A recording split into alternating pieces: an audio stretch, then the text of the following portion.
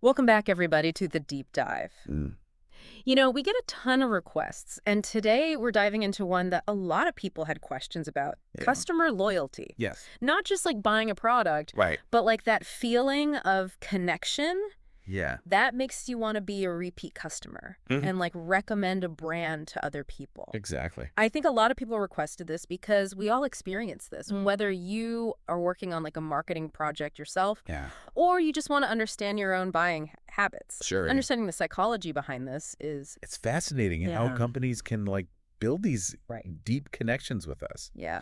There are actually 8 key psychological factors that are at play here, Oh, wow. Okay. and some of them might surprise you. Ooh, I love surprises. Yeah.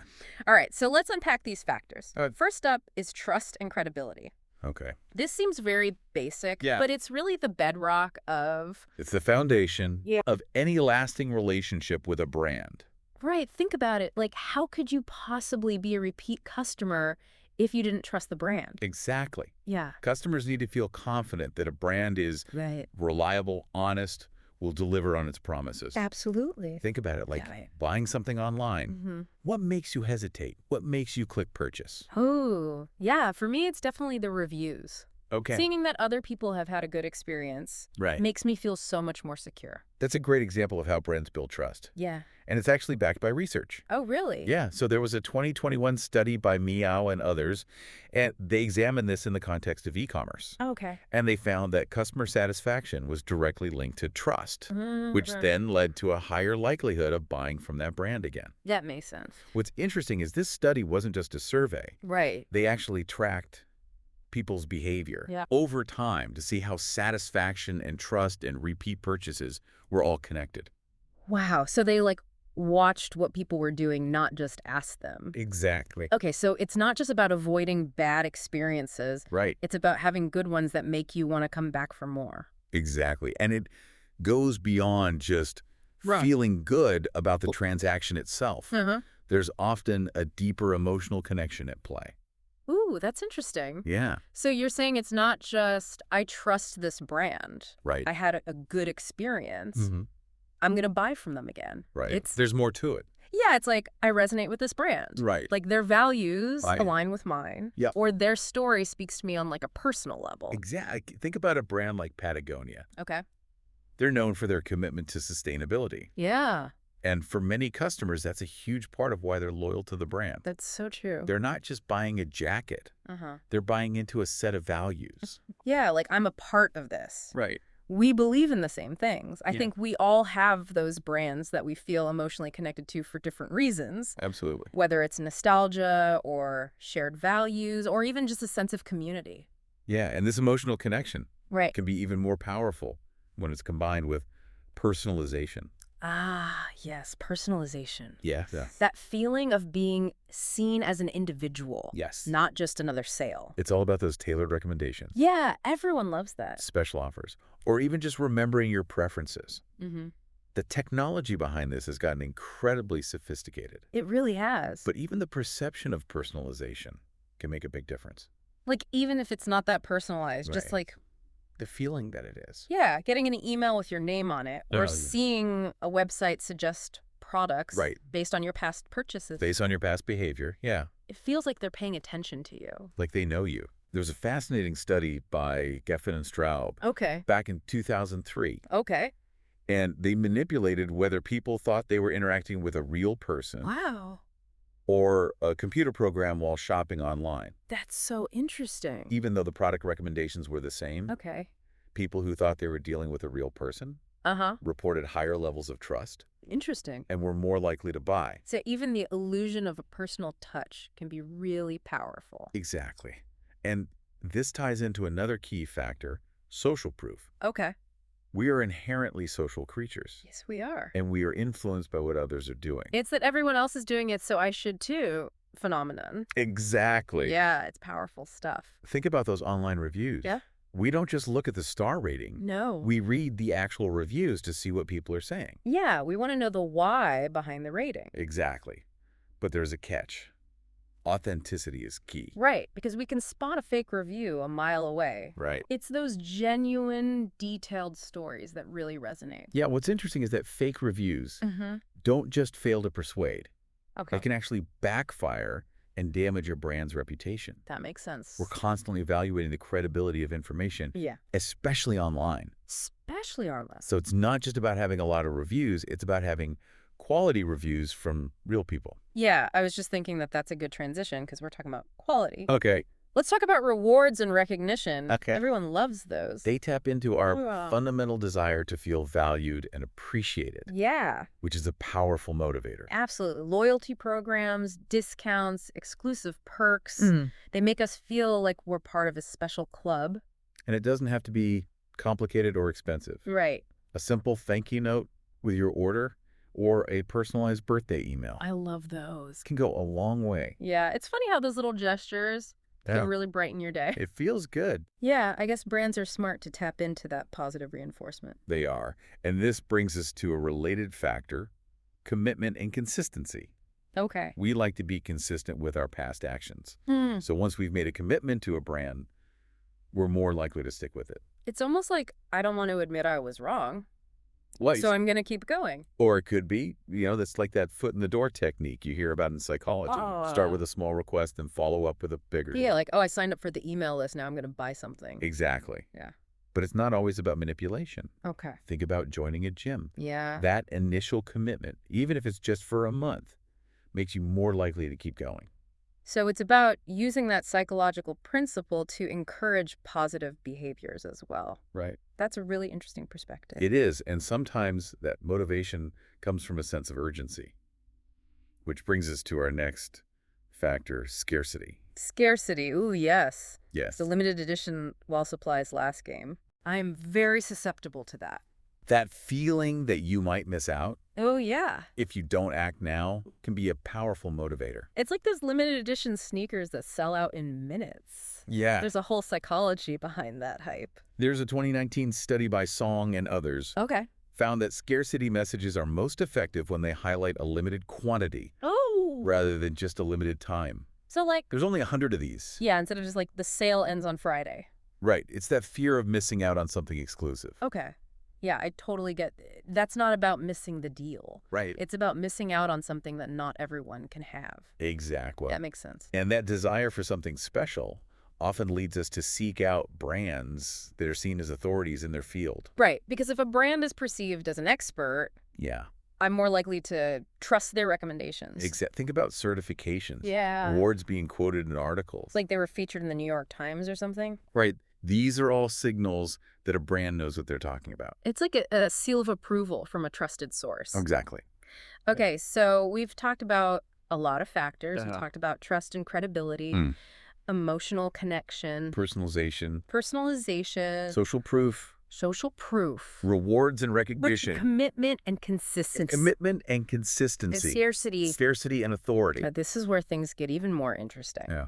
We've talked about 7 factors that influence customer loyalty, but there's one more that's crucial to understand. Okay. It's not just about being an authority. Okay. It's about the nuance of how that authority is perceived. Oh, okay. And importantly, how it's used. Oh, so how it's wielded. Yeah, we'll dive into that in part 2. Okay. I'm excited. Yeah. Stay tuned, everybody. Mm-hmm. Welcome back to our deep dive into the psychology of customer loyalty. We've been exploring these fascinating factors Yeah. that make us stick with certain brands. Right. And now it's time to uncover the 8th one. Ooh, I'm excited. It's not just about being an authority. Okay. It's about the nuance Yeah. of how that authority is perceived Mm-hmm. and, importantly, how it's used. Oh, so it's not just about having expertise. Right. It's about how that expertise is projected. Exactly. And even more importantly, whether it feels authentic. Exactly. Imagine a financial advisor who throws around complex jargon Yeah. but doesn't take the time to explain things clearly or understand your individual needs. Hmm. Do you trust them? No way. Probably not. No, I would feel like talked down to. Right. Not empowered. Yeah, you want someone who Right. can break down those complex ideas Exactly. and make you feel confident in your decisions. That makes total sense. Right, It's not about being the smartest person in the room. right. It's about using your knowledge to help others. Now think about how this translates to brands. Okay. A company that genuinely wants to help its customers. will provide clear and concise information. Okay. Be transparent about its processes. So it's about walking the walk, not just talking the talk. Absolutely. And it's about recognizing that authority is earned, not simply claimed. Yeah. A brand might have all the certifications and awards in the world, but if they don't treat their customers with respect and provide real value, Right. that authority crumbles quickly. So how can we as consumers Yeah. become more discerning when it comes to evaluating a brand's authority? Are there any red flags to watch out for?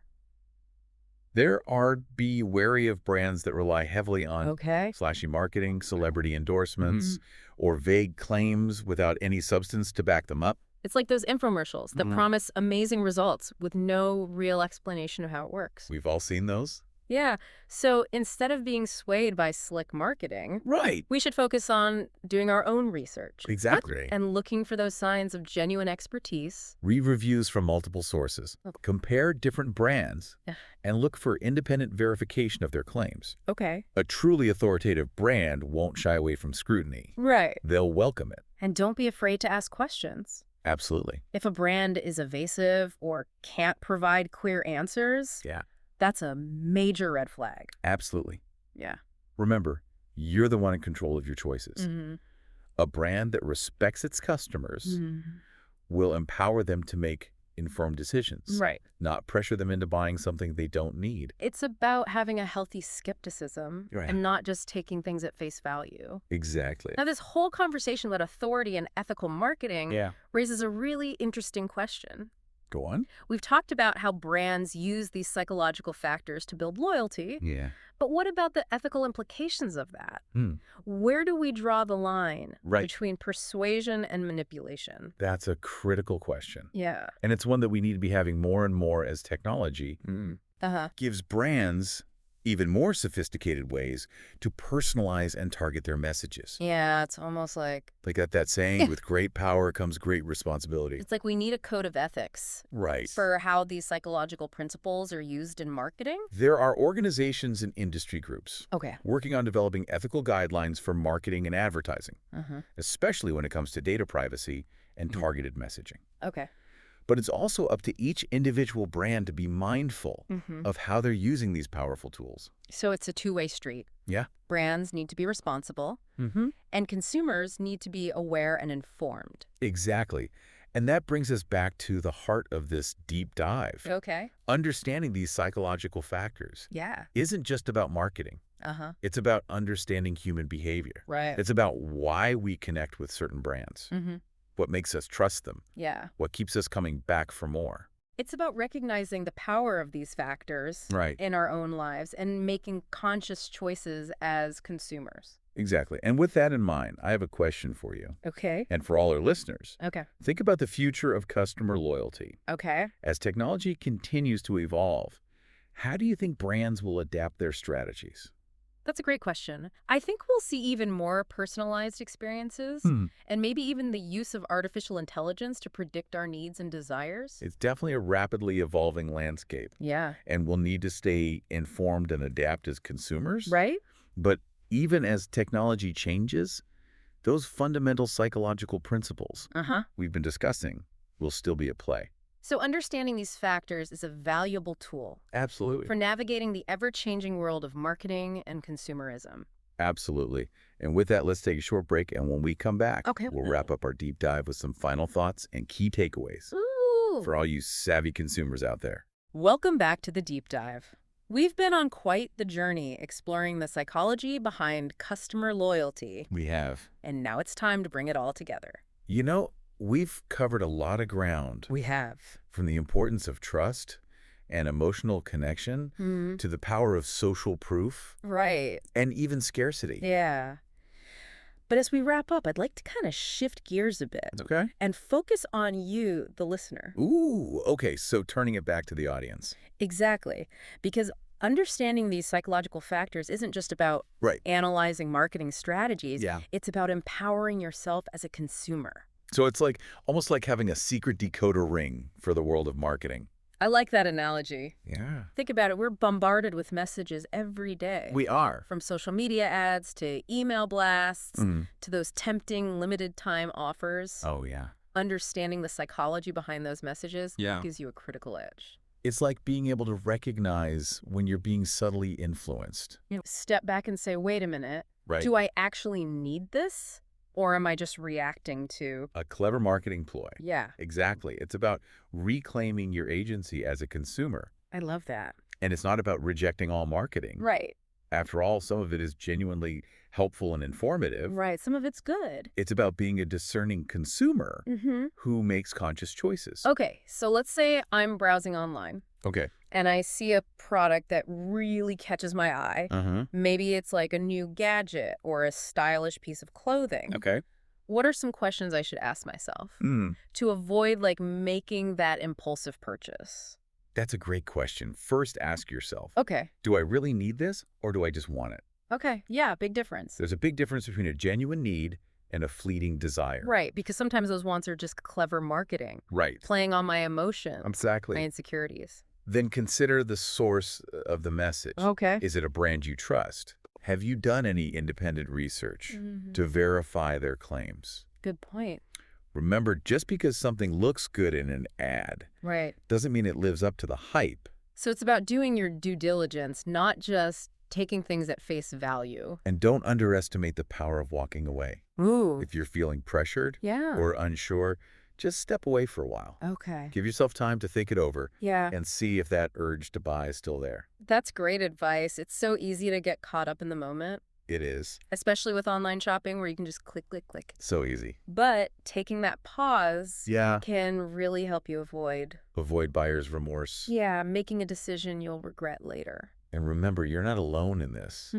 We're all susceptible to these psychological influences. Yeah. Even those of us who study them. Oh, yeah, for sure. The key is to be aware of them Mm-hmm. and develop strategies for navigating them. So it's about being an active participant Yeah. in the consumer landscape, not just a passive recipient Right. of marketing messages. Exactly. And with that in mind, Okay. I want to leave you with a final empowering thought. Ooh, I love those. The most important authority in your life is you. I love that. It's about trusting your gut, doing your research, Yeah, and making choices that align with your values and your needs. absolutely. And I think a lot of what we've talked about today can help people identify what those are. Precisely. And remember, building true customer loyalty is a two-way street. It is. It's about brands earning our trust and respect, not just trying to manipulate us Yeah. into buying their products. It's about mutual respect. Exact. So let's all strive to be both savvy consumers and ethical marketers, creating a more conscious and responsible marketplace for everyone. Well said.